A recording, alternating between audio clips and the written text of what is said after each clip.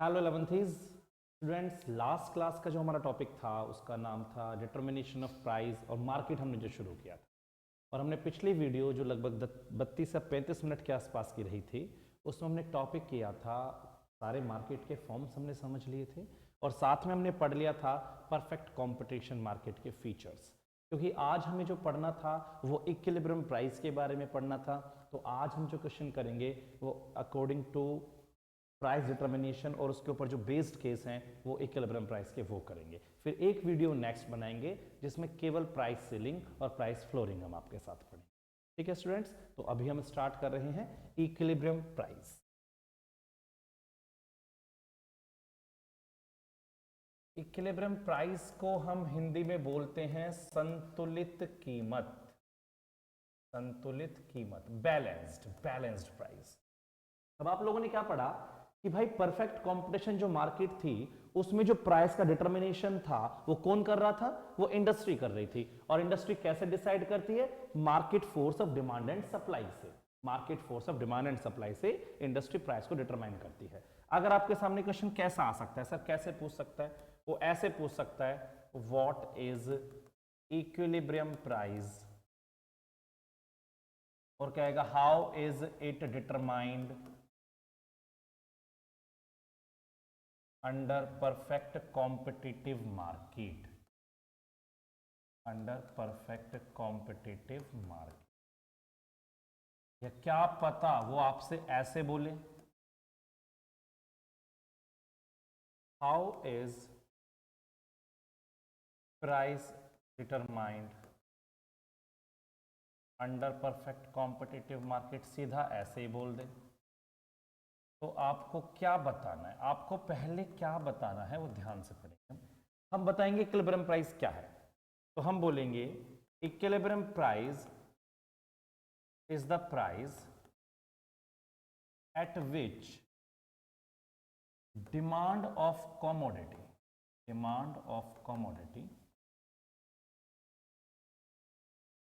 is equal to supply of commodity। जिस price पर demand supply के इक्वल होती है उसे हम इक्विलिब्रियम प्राइस बोलते हैं। देखो आपको याद है हम ऐसा कुछ पढ़ते थे, मान लो जैसे मैं स्केड्यूल बना रहा हूं एक, ये प्राइस है 2 4 6 8 10, और आपको याद होगा डिमांड कैसे होती है, प्राइस के बढ़ने पर डिमांड कम होती है। तो 100 80 60 40 20, और आपने ये भी पढ़ा है कि जब प्राइस बढ़ता है तो सप्लाई बढ़ती है। तो 20 40 60 80 100। तो आप ये समझ रहे हैं। अब इसमें क्या है, जब प्राइस 2 था तो कंज्यूमर 100 यूनिट खरीदने के लिए तैयार था, लेकिन सप्लायर बस 20 यूनिट बेचना चाहता है, क्योंकि कम प्राइस में से प्रॉफिट कम होगा तो वो सप्लाई ज्यादा नहीं करेगा। फिर जब प्राइस बढ़कर 4 हुआ तो डिमांड हमने कम करके 80 कर दिया। कंज्यूमर को थोड़ा प्राइस बढ़ता नजर आ रहा है, वो डिमांड को कम कर देगा, लेकिन सप्लायर खुश है क्योंकि प्राइस बढ़ रहा है तो सप्लाई ज्यादा करेगा, प्रॉफिटेबल होगा उसके लिए। तो ऐसे ही आप देख रहे हैं यहां पर एक ऐसा प्राइस है, ये जो 6 प्राइस है, यहां पर कंज्यूमर 60 यूनिट खरीदना चाहता है तो सप्लायर भी 60 बेचना चाहता है, यानी यहां दोनों खुश हैं। इससे पहले कंज्यूमर खुश था। यहां पर जो डिमांड आप देख रहे थे वो एक्सेस डिमांड थी। यहां पर डिमांड क्या थी? Excess demand. और ये सिचुएशन है ये किसको बताती है? एक्सेस सप्लाई को। लेकिन जो ये सिचुएशन है ये इक्विलिब्रियम प्राइस को बताती है। ये इक्विलिब्रियम प्राइस को बताती है जिस पर बायर और सेलर दोनों खुश हैं। भाई वो जितना बेचना चाहता है उतना वो खरीदना चाहता है। That is equilibrium price. Simple. तो मैंने यही लिखा है, is the price at which demand of commodity, जिस प्राइस पर डिमांड ऑफ कमोडिटी इक्वल होगी किसके? सप्लाई ऑफ कमोडिटी के, उस प्राइस को हम इक्विलिब्रियम प्राइस बोलते हैं। फाइन। तो हम लिख देंगे फिर आगे इसमें, under perfect competitive market due to very large number of buyer and seller,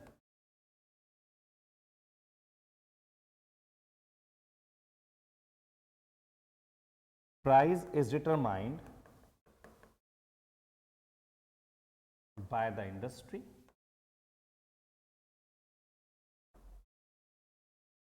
according to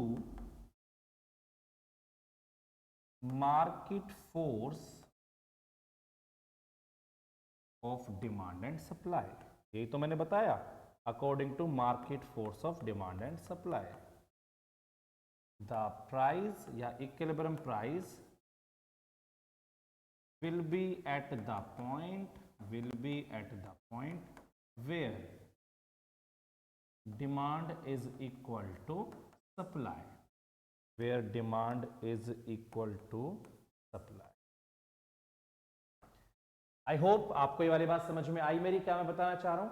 आप जब इसको फिगर में बनाओगे तो आप बना सकते हैं इजीली। यहां हम डिमांड एंड सप्लाई दिखाते हैं 20, 40, 60, 80, 100, और यहां हमेशा प्राइस को दिखाते हैं 2, 4, 6, 8, 10। तो प्राइस 2 पे 20, 4 पे 40, 6 पे 60, 8 पे 80 आप बना लेना। ये तो आपका सप्लाई कर्व हो गया। डिमांड 10 पर 20, फिर 40 आप बना लेना अपने, 6 पे 60, 4 पे 80 थी और 2 पे डिमांड 100 थी, तो ये आपका डिमांड हो गया। कहाँ पर काट रहे हैं 60 पर, तो ये 6 इसका इक्विलिब्रियम प्राइस। तो 6 इक्विलिब्रियम प्राइस, 60 क्वांटिटी जो आपको दिख रही है, डन है। ये हमारा डी डिमांड कर्व है। आप बना लेंगे फिगर खुद, इसमें आपको कोई दिक्कत आने वाली नहीं है। Exactly clear. तो अब एंड में एक स्टेप क्या लिखेंगे, देखो मैं बोल रहा हूं क्योंकि यहाँ पर जगह भी नहीं, मैं बोल रहा हूँ, बस आपको क्या लिखना है। In given figure, demand and supply is on x-axis and price is on y-axis. DD is demand curve, SS is supply curve, which intersect at point E, जो point E पर काटते हैं। OP is the equilibrium price at 6 and OQ is the equilibrium quantity at 60. Clear है। तो आपके सामने कभी भी इक्विलिब्रियम प्राइस का क्वेश्चन आएगा, आप आराम से करेंगे बिना किसी दिक्कत के, इजीली हो जाएगा। अब हम आगे बढ़ेंगे। अब जो हमें क्वेश्चंस करने हैं वो इसके चेन इफेक्ट वाले क्वेश्चंस है कि कैसे कैसे चेंजेस आते हैं। आई होप ये बात आपको समझ में आ गई है। अब मैं आगे स्क्रीन चेंज कर रहा हूं, स्क्रीनशॉट आप ले सकते हैं फास्ट। डन। तो अभी हम बढ़ते हैं आगे। अब हम इफेक्ट ऑफ चेक करेंगे। क्वेश्चन है हमारे पास एक, market of a good is in equilibrium. एक गुड की मार्केट इक्विलिब्रियम में है। There is increase in demand, वहां पर डिमांड बढ़ जाती है। तो what will be the likely impact on equilibrium price and equilibrium quantity। Equilibrium price और क्वांटिटी पे क्या फर्क पड़ने वाला है। तो जब भी ऐसा क्वेश्चन आपके सामने आएगा, सबसे पहले आप एक यूजुअल फिगर बनाना, एक इक्विलिब्रियम मार्केट की फिगर बनाना। उसने बोला था market of a good is in equilibrium, तो आप यहां पर ओपी बोलना है, इसको ओक्यू। ये एसएस सप्लाई कर्व है, ये डीडी डिमांड कर्व है, और जहां पर ये काट रहे हैं ई पॉइंट। आपको पता है आप यहां पर डिमांड एंड सप्लाई को रिप्रेजेंट करते हैं और यहां पर प्राइस को रिप्रेजेंट। ठीक है, फिगर बन गया। अब अपना क्वेश्चन चेक करो। There is increase in demand, demand बढ़ जाती है। तो एक बात ध्यान रखनी है आपको, ये बात बिल्कुल मत भूलना कभी भी, जब भी किसी चीज में इंक्रीज होता है तो उसका कर्व राइटवर्ड शिफ्ट करता है। अगर कोई भी चीज बढ़ेगी तो कर्व राइटवर्ड शिफ्ट करेगा, और अगर डिक्रीज होगा तो कर्व लेफ्टवर्ड शिफ्ट करेगा, लेफ्टवर्ड शिफ्ट करेगा। तो आगे बढ़ाए बात हम, तो मेरे क्वेश्चन में क्या है, डिमांड बढ़ जाती है तो डिमांड का राइटवर्ड शिफ्ट करेगा। ये कर रहा है डिमांड का राइटवर्ड शिफ्ट। इस कर्व का नाम आपको D1 रखना है। बेटा ब्रोकन लाइन में बना ना, ब्रोकन लाइन में पता चलता है उसमें डेरिवेशन। और फिर यहां पर थोड़ा सा ऊपर काट रहा है प्राइस को, तो प्राइस बढ़ गया और क्वांटिटी भी आप देख रहे हैं बढ़ गई है, और क्वांटिटी भी इसमें बढ़ गई है। बस सिंपल, आपको इतना सही काम करना है सर। और वैसे भी आप सर प्रैक्टिकल हो, जब डिमांड बढ़ती है मार्केट में तो क्या होता है, डिमांड बढ़ने से प्राइस बढ़ने शुरू हो जाते हैं, तो नॉर्मल भी आप जानते हैं। तो आप इसके आंसर 3 स्टेप में देंगे। सबसे पहले सर आप इक्विलिब्रियम प्राइस की डेफिनेशन बताएंगे। मैं केवल एक क्वेश्चन की एक्सप्लेनेशन करूंगा, बाकी आपको खुद समझना है, ठीक है। तो सबसे पहले आप इक्विलिब्रियम प्राइस की डेफिनेशन बताएंगे। It is the price where demand and supply of commodity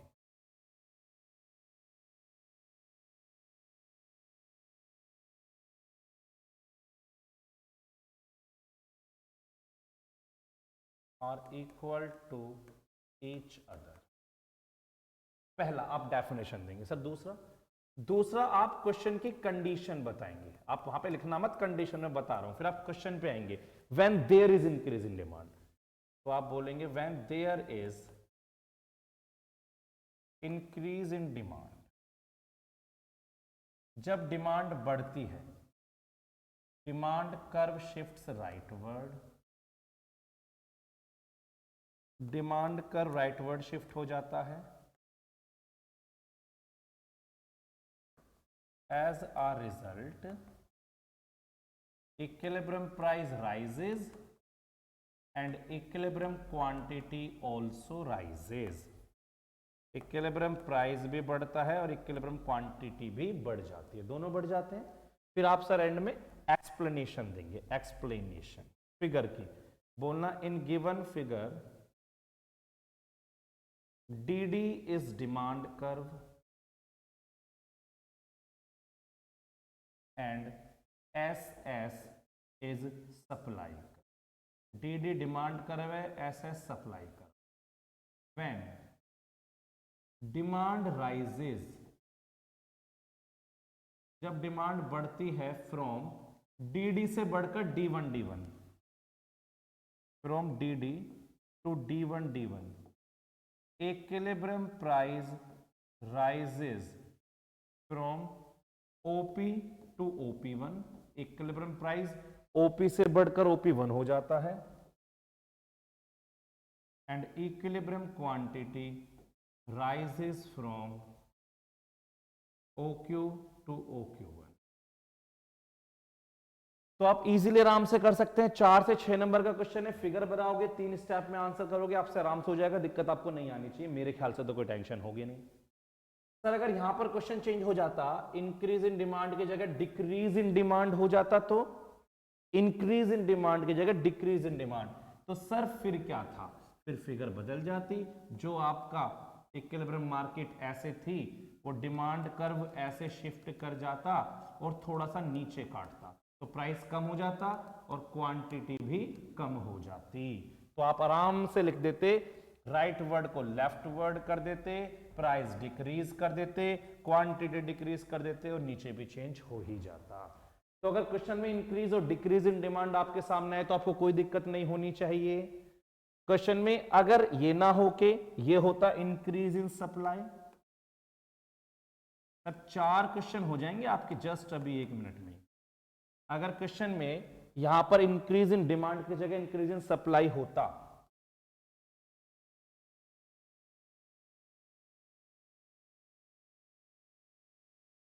DDSS,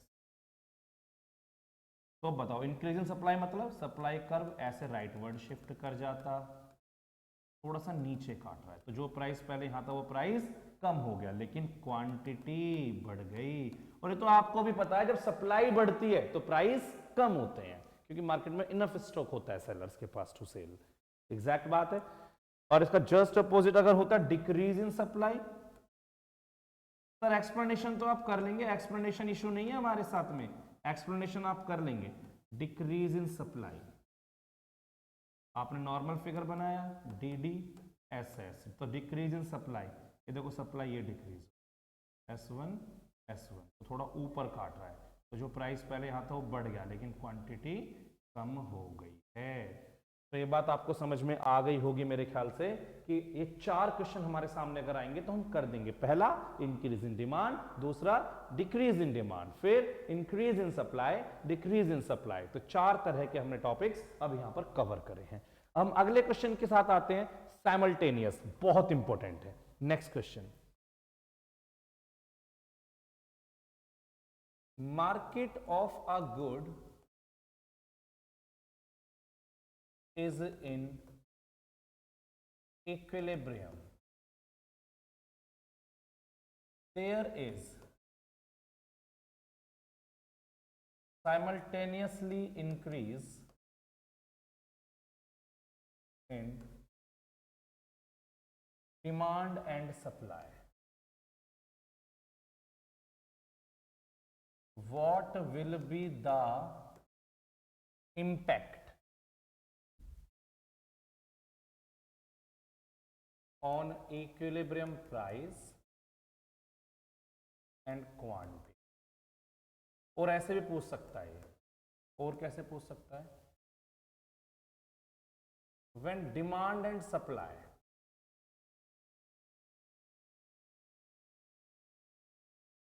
both rises simultaneously,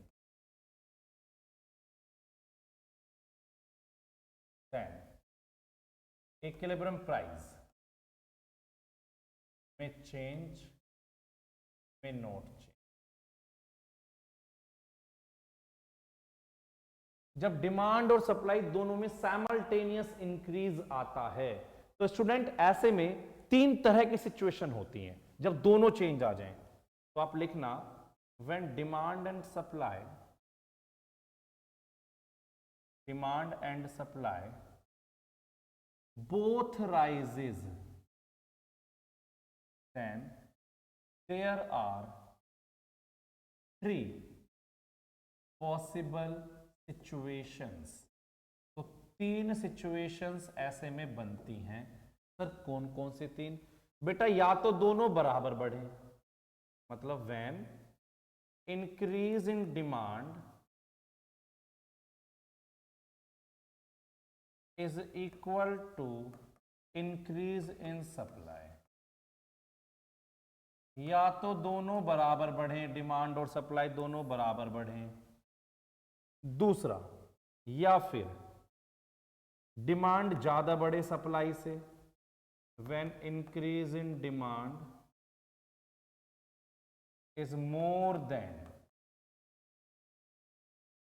increase in supply। Okay, या फिर सप्लाई ज्यादा बढ़े, when increase in supply is more than increase in demand। तो अगर कोई question आपसे ये बोलता है कि अगर डिमांड सप्लाई दोनों साइमल्टेनियस बढ़ रही हैं तो उसमें तीन सिचुएशन हैं, या तो डिमांड सप्लाई दोनों बराबर बढ़े, या फिर डिमांड ज्यादा बढ़े, या फिर सप्लाई ज्यादा बढ़े। तो आप क्या करेंगे? आप पहले का फिगर समझो। अगर दोनों में साइमल्टेनियस इंक्रीज इक्वल है, ये आपका नॉर्मल कर्व है मार्केट का, TD SS equilibrium price OP, ये आपकी डिमांड बढ़ रही है, ये आपकी सप्लाई बढ़ रही है, दोनों बराबर बढ़ रहे हैं, दोनों में चेंज इक्वल है, ये D1 है। आप देख रहे हो प्राइस कांस्टेंट है लेकिन क्वांटिटी जो Q थी वो बढ़ गई है, लेकिन प्राइस पे कोई फर्क नहीं पड़ा। दूसरे में क्या है? दूसरे में क्या है कि डिमांड ज्यादा बढ़ रही है। तो अब जरा डिमांड को ज्यादा बढ़ाओ, ये देखो ये डिमांड बढ़ाई है आपने, D1। सप्लाई बढ़ाओ लेकिन डिमांड से कम बढ़ाओ, सप्लाई भी बढ़ी है, देखो ऊपर काट रहा है, जो प्राइस पहले यहाँ था वो यहाँ बढ़ गया, और क्वांटिटी भी बढ़ गई, जो क्वांटिटी पहले यहाँ। तीसरी फिगर, जब सप्लाई ज्यादा बढ़े, जब सप्लाई ज्यादा बढ़े, सप्लाई ज्यादा बढ़े तो देखो ये सप्लाई बढ़ाई हमने, और ये डिमांड को थोड़ा कम बढ़ाया है, देख लो थोड़ा नीचे काट रहा है, तो प्राइस कम हो गया लेकिन क्वांटिटी बढ़ गई। तो मैं तीनों को बस, इसमें मुझे बहुत ज्यादा नहीं, तीन फिगर बना के दो लाइन में आंसर लिखना है। इसमें क्या लिखोगे? In this situation equilibrium price will remain constant at OP, but equilibrium quantity rises from OQ to OQ1। जैसा कि आप देख रहे हो प्राइस तो OP है लेकिन क्वांटिटी बढ़ गई, इसमें लिख दो in this situation equilibrium price rises from OP to OP1 and equilibrium quantity rises from OQ to OQ1। अब इसमें बता दो, in this situation equilibrium price falls from OP to OP1 and quantity rises from OQ to OQ1। तो ये बात समझ में आती है। क्वेश्चन था साइमल्टेनियस इंक्रीज का।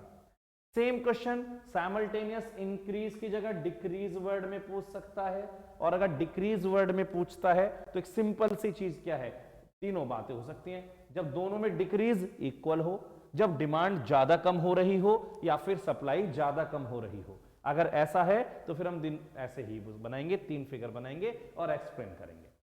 बेटा कंसेप्ट तो यही है। अब क्वेश्चन बदलेगा कैसे? क्वेश्चन आपको सप्लाई से बदल सकता है, क्वेश्चन आपको डिमांड से बदल सकता है। यहां आपका डिमांड और सप्लाई स्ट्रॉन्ग होना बहुत जरूरी है। जैसे सर क्या कहना चाहते हैं आप? एक क्वेश्चन लेना चाहता हूं मैं यहां, कहेगा market of a good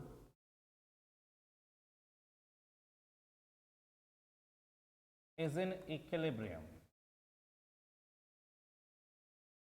there is rise in income of buyer of normal good.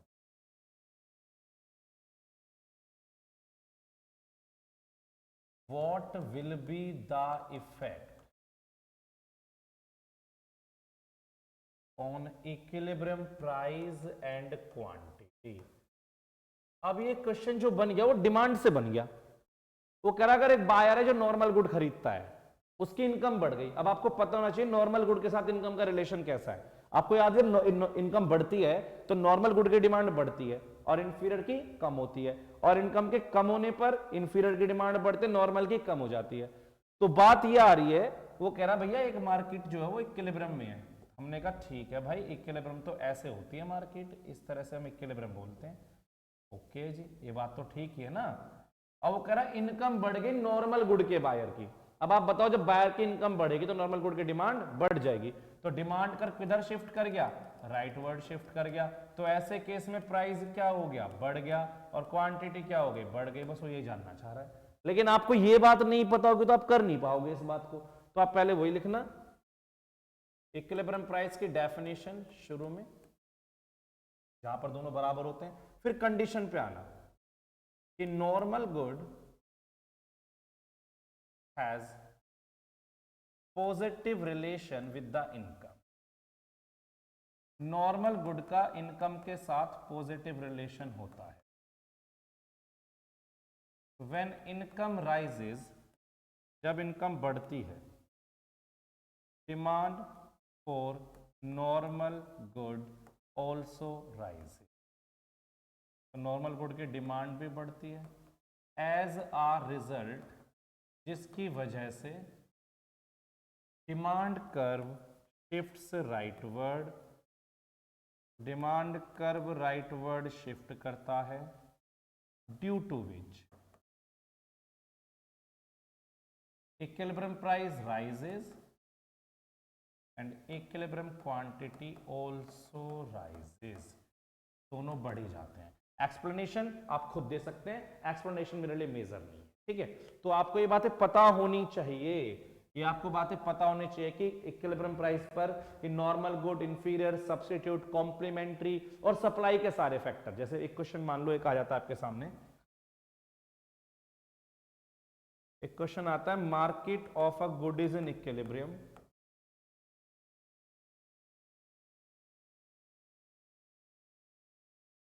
there is fall in price of factor input. Oh, fall in price of factor input. What will be the impact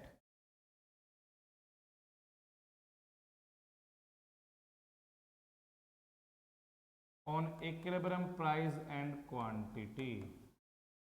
equilibrium price और quantity पे क्या फर्क पड़ेगा?